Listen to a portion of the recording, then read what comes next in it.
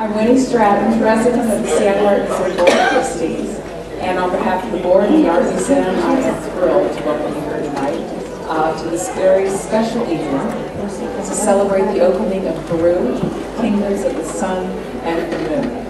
And so first I'd like to recognize all of you, contributor circle members, sponsors, lenders, community partners, board and staff. Thank you all for your generous support. Because of you, we are able to bring this exhibition here tonight, and we could not be more thrilled to celebrate it with you. So thank you very much. And now it is my tremendous pleasure to introduce our Gilsley Ball Nordstrom, director of the Seattle Art Museum, Kim Rorschach. And many of you know Kim has been with us since last fall, not quite a year, and she has had an incredible impact on SAM through her leadership, and we feel blessed to have you here. So please welcome her. Thank you very much, Winnie, and thank you all for being here tonight. We've got an overflow crowd and more people outside. It's just a wonderful evening, and we're so excited that you're here to celebrate with us. Peru, Kingdoms of the Sun and the Moon is an absolutely stunning exhibition. It's just so exciting. It brings together more than 300 works of art spanning 3,000 years, coming from some 50 collections, mostly in Peru. So it's an amazing, amazing event for Seattle, for our museum, and for the United States.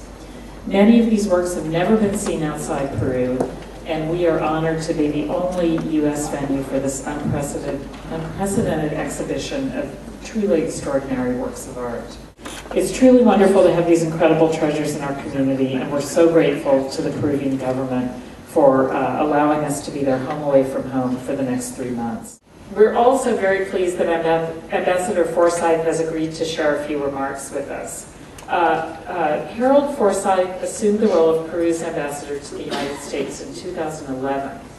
Since 1977, he's worked in diplomatic and political relations, including serving in Peru's Congress from 1995 to 2000, and in many other ambassadorial posts. He served as Deputy Foreign Minister beginning in 2006 and advisor to the ministry until 2009. At that time, he was appointed ambassador to China, where he served until 2011, and then coming on to become ambassador to the United States. He's also a published author and a television personality. Please join me in welcoming Ambassador Harold Forsyth. I truly thank you for this wonderful opportunity to have the chance to share this moment with you.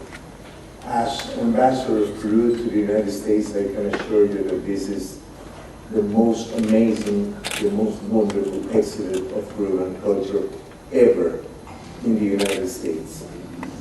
So,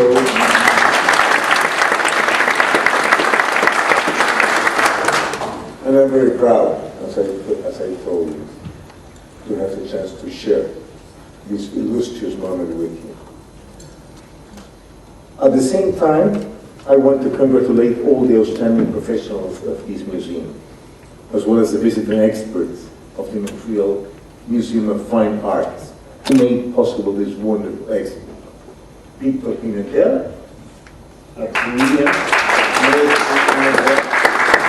Natalie, who has done an outstanding job.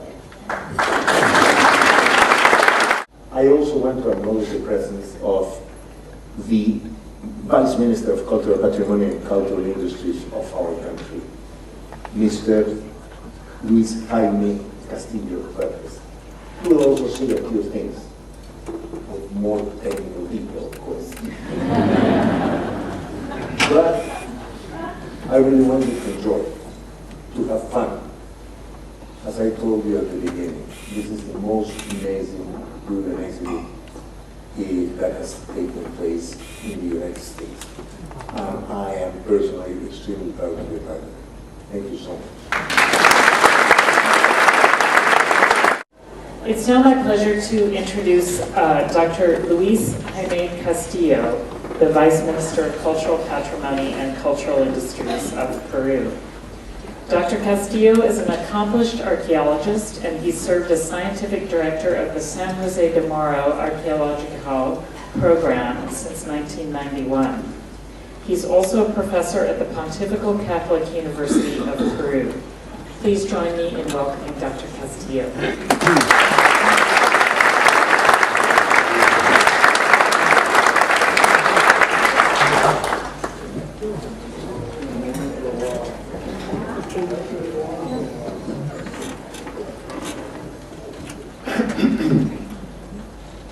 Dear Mrs. Stratton, Mrs. Borchardt, and Ms. Bondil, ladies and gentlemen, it is hard to say something more than the Ambassador of Peru have already said about the exhibition. I can probably assess its academic value because I'm an archaeologist, a field research archaeologist. That is for a very short period of time in a position in the government. This is an exceptional exhibition, and there is little I could say that would actually make your experience by simply contemplating the objects, their beauty, their craftsmanship, that you will see when you walk the halls in this extraordinary setup. Because we know that exhibitions are not only made out of fantastic artifacts, but they are actually made out of fantastic curatorial work, in this case done by the team from the museum from Montreal, and also by very, very skilled people that put together these exhibitions. I was surprised by the quality of the exhibition, and you will have a fantastic aesthetic experience when you watch these objects in the way they have been presented. The catalog is absolutely fantastic. It's a book that you should keep.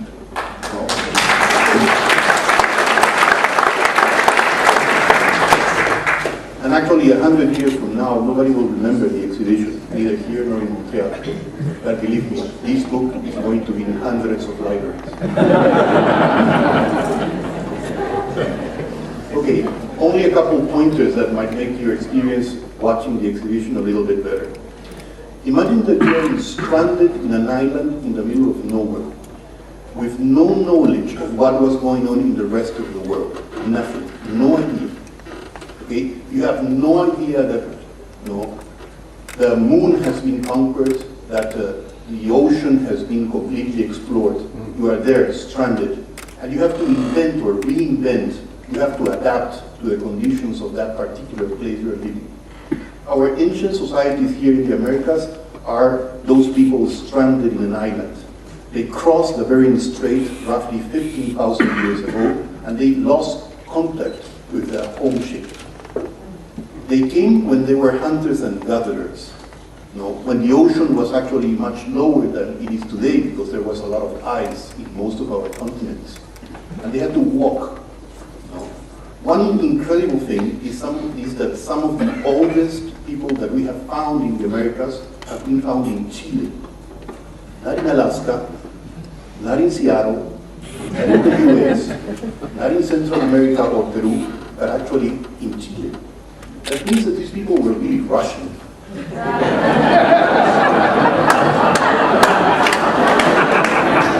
They were in a real hurry to figure out what they had found.